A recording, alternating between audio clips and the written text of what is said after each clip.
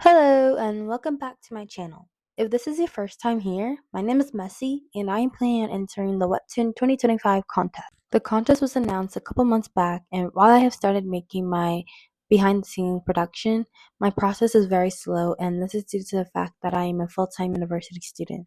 So in this video, I'll be talking a little bit about my story plot and the behind the scenes. I'll also be talking about some steps that I plan to take or do while making my comic. So I kind of just hope as you're watching this video, it kind of motivates you. We have your own comic on the back burner to start doing it for this contest. And without further ado, let's jump right into the video. So my story genre is drama and romance, and it also has fantasy in it, and it takes place in the 1800s and 1900 period. It takes some inspiration and aesthetics from the Victorian and Edward period. So when making this webtoon story, I just didn't want it to be like how I've seen a lot of other kind of like revenge, going back in time, story plot are. So I did want my characters to represent me as an artist. So my main character, who is a female, she will be black, and my male lead will be white, so they will be a biracial couple. So like throughout my story, despite the fact that it's taking place in the 1800 1900 period, I would like there to be some diversity in my story, just because I feel like there's not really enough representation on black people in webtoons, especially the ones that are made by like the ones that have the same kind of themes. When they do show a black person or any other diversity, I just don't feel like they really hone in on the culture or what that diversity is about. So I just feel like there's not really as much representation as I would like on black people. There are some amazing stories, amazing webtoons that black people have created, and I just kind of like want to be part of the people who also create stories that have black characters that kind of look like black people. So yeah. So the timeline of this video was during December, during the 2 week December break that we had, and I kind of used that 2 weeks just to like flesh out how I want my male lead to look like. I'm not really sure why I started with my male lead, even though he won't be showing up in the story for a couple of episodes. But like I just couldn't figure out how I wanted my female lead to look like at this time. So I kind of like wanted to start with the male lead. And this is also like because like I'm taking like time to have like an art kind of like reset and to get better at my drawing. So I haven't drawn males for a very long time, since I was like 10. So I'm very bad at drawing males. So I felt like I had to like start with my male lead just because I didn't want it to be like last minute. After I finished like making my script, my stories and stuff like that, I still don't know how I want my male lead to look like. So I started with him first. I put in some prompts for myself the day of what I wanted him to look like, what characteristic I wanted him to look like, do I want him with red hair, black hair, bold eyes, kind of like the generic way that they make male lead look like in like fantasy period times. Um, I do like how they make the male lead look like, and yes, I do get that it's kind of like redundant, but that's how I kind of want my male lead character to look like. So while making him, um, I kind of did a rough like character design for him, which I ended up scrapping. I kept it, yeah, but I just felt like because of my lack of male anatomy, it was very awkward looking. I believe like the next couple of days after staring at it for a while, I was horrified at how the proportion was terrible. Even though I used like lines to direct how I drew him, I was just terrified, man. It was a jump scare. So I realized I kind of wasted like, I mean, I don't want to say like I wasted time because this didn't take me that long. It took me 2-3 days to create this character sheet, but I just felt like I went in too fast with my limited knowledge on the male anatomy. Um, and I just felt like he didn't look exactly how I wanted him to be. Not so much with the body, but maybe some more the face, because the body wasn't as much as the problem as I think the face was. I just didn't know how to draw a male face. I still don't, but I do believe that like how I've recently drawn him is getting closer to how I want him to look like.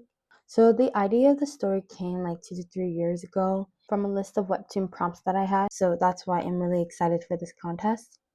But Regardless, I did go through my prompts list, and the prompt that I found for this webtoon was something that, I've had, and it was one of my recent prompts that I felt I had fleshed out enough because I had made like a whole story plot for it. So I felt like I had fleshed it out enough to like know what I want for the beginning and the end of this webtoon. So basically, just throughout this 2 weeks that I had, I took time to like finish making my story plot. I made like one or two drafts. I made like one or two drafts of my story outline for this webtoon. I still have to look over my second draft and see if that's the final storyline that I want for my webtoon. But I don't want that to take so much of my time without getting started on making the webtoon. So here I'm just kind of like making my script for my episodes, which is something that I tend to do before. Like I tend to like jump throughout my webtoon process, and this had to do with the fact that I was a bit unmotivated in making this webtoon. I also like suffer with like carpal tunnel, so that does end up, demotivating me from typing or drawing a lot of the times, but I'm trying to push through, but without the risk of injuring myself. So I put my story through Notion, and I've been using Notion, Milanote, as well as Pinterest to just make the characters and the story, and just to have visualization for how I want my webtoon to look like. So I kind of like use Milanote for where I'm gonna like insert things, but Notion is like the bane of my existence. It's where I placed everything.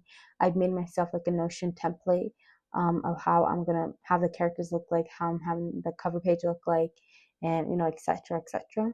So my main female lead, her name is Yolanda Leela Duval, and she is 16 years old when the main story starts to take place, which would be like in episode 3. But for the first 2 episodes, for the contest, it's basically just gonna show her life, before she lost her nobility, as well as her life after, and the struggles that she goes through. The death of her mother, how she has to be the sole provider for her family after that, because her father is a gambler as well as an alcoholic, and she cannot trust him to take care of her siblings. It also will like kind of show how she has to go beyond and above to make sure that her siblings aren't used as chess piece for or to pay for her father's debt. So yeah, she does struggle a lot.